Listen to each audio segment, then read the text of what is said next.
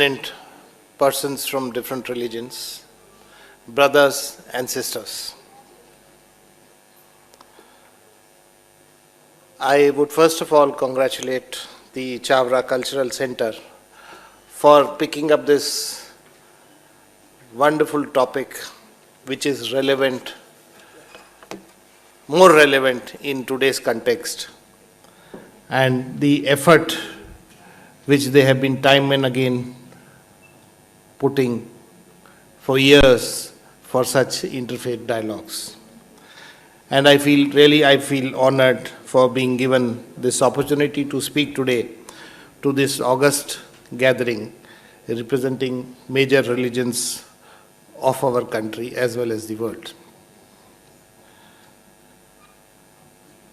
The topic, today's topic, is, let me start in a different way. By profession, I am a management expert, and management itself has many pros and cons, and it has made our minds work in a slightly more professional manner. So the topic today, which we are discussing, is journeying together to the destination. That is the first part. And the second part is analyzing the scope and challenges. And the third part is in the light of the faith and traditions of different religions. So my esteemed colleagues have already talked about the first part, maybe the third part. Permit me as a management expert to begin, although when I was preparing I had different things in mind, but my number has come at a position where I thought that this thing has missed out, so let me focus on that. So analyzing the scope and challenges. As a management expert, we say the cause and effect relationship. I have had a chance to work in many African countries, practically every nook and corner of India, many South Asian countries, and Middle East. And let me tell you, I have worked in those areas where even the Africans don't want to go and work. Even for Africans, they say it is a punishment posting. So from such areas to the best areas of Paris or whatever you may call, I have had a chance. Having involved in interfaith dialogues, different religions, we have had a reasonably good exposure to what the religions say and what they profess and then. But I want to give a different interpretation to today's topic, is that we need to focus on the cause. Because it is the cause which leads to the challenges. And based on the challenges, we look at the scope and the solutions. And I feel that apart from various challenges across the world, which may be in terms of environment, climate, war, all such things, there are some which are man-made challenges. It begins from our minds or maybe our hearts. And which are these challenges? These are very fundamental issues, and I per se feel that some of these challenges, it is not an elaborative list, but some of them where we can focus on are anger, hatred, intolerance, non-truthfulness, inequality, divisiveness and diversity both, greed, materialism, etc. Human being by nature, since the advent of humanity or the Adam and Eve, started with two people, as the history says, started growing, people got together. There is a basic tendency in human beings, and that is to be clannish. Man is a social animal. So we feel that we can't survive alone sometimes, and slowly we become clannish. Now this is where people say that religion may be the cause or faith may be the cause. Whereas my own experience, I firmly believe, or may I ask you that have you come across any religion which professes some of these challenges, professes that you be angry,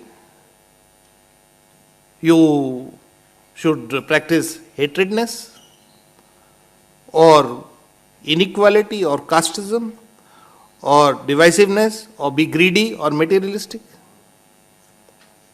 I am sure the answer would be no. Is there anybody who has a yes answer? Anybody? No. So the religion doesn't profess this. But still, we find that we are having problems. So the problems emerge, I feel, from the mind, where we start developing these traits or vices or thinking. And being clannish, we turn around, we need majority, we need people, we need support, and either it is a community-based support, or it may get down to religion or a group. It may be heterogeneous, it may be homogeneous. So I very strongly believe that if we really need to look at these challenges, we need to start from within ourselves. And as one of our colleagues had pointed out, start looking at the neighborhood, extended neighborhood and beyond.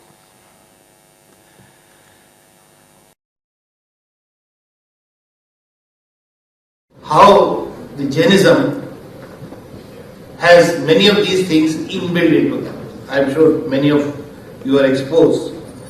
So religion, in my opinion, is nothing but way of life. It gives us a framework of the speech and action. Those who are aware of Jainism would appreciate, while those who are getting exposed to this religion for the first time might be complete. Because Jainism is not only one of the most ancient Indian religions, but the core of this religion professes and revolves around love, trust, justice, equality, fraternity, peace and harmony. It's a religion which enjoys adoration and worship of Jinas and vice versa. The religion which is propounded by Jinas is known as the Jain religion or the Jain Dharma. The followers, of course, are known as Jains, which is a word derived from Sanskrit word Jina, the victor. Jinas are thus those who have performed, this is very important, extremely severe penances, destroyed all sins accumulated during their past births, buried all karmas, inculcated a spirit of equanimity towards both the friends as well as the foes, attained the status of Vitraga, that is, where there is no attachment or hatred towards anyone, and gained omniscient knowledge, that is, Keval Gyan. The Jinas have therefore connoted the path of victory in crossing over life's stream of rebirths through an ethical and spiritual life after conquering the internal enemies, which is the raga, and hatred, which is the dvesha, thereby attaining moksha or salvation. The history of Jainism can be traced through a succession of 24 Tirthankars, the first being Lord Adinath or Lord Rishabdev, who is believed to have lived millions of years ago, and the 24th being Lord Mahavira around 5th century BC. The core precepts of Jainism are the 3 A's, which many of you must have heard: the ahimsa, Anekantvada, Aparigraha. The entire religion focuses and revolves around these three issues.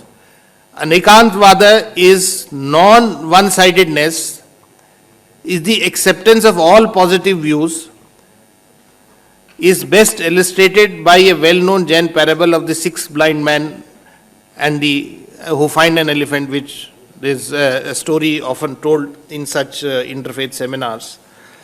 And aparigraha is non-possessiveness, which emphasizes detachment from worldly goods and desires.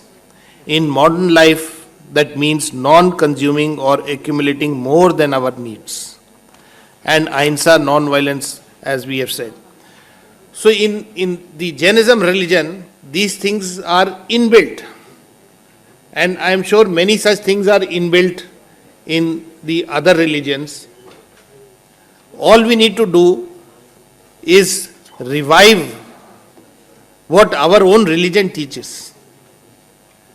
If we can revive that, many of these challenges, and we actually follow our own religion in the letter and spirit, many of these challenges can be met successfully.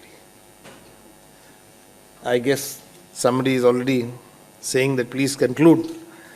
So, well, that happens when you have a number of panelists, and but I am happy that you did it on a weekday, which gives a signal that you really want to be business-like. I would congratulate the Chavara Cultural Centre. Normally, if it's a holiday, then, everybody's in a holiday mood. But today, if people are present, which means they mean business. So, we have a wonderful audience.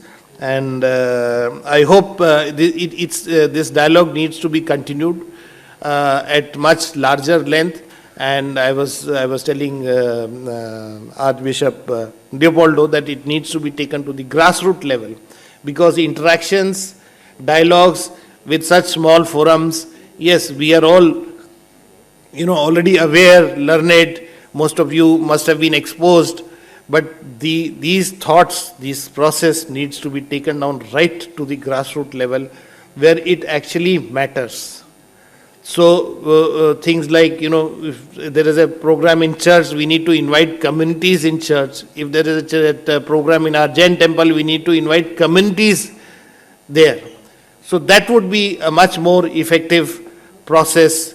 I have touched the scope in a very, very, very minuscule manner, and I hope we'll have more opportunities to discuss and brainstorm on such an important issue. Thank you so much once again for giving me this opportunity. Thank you.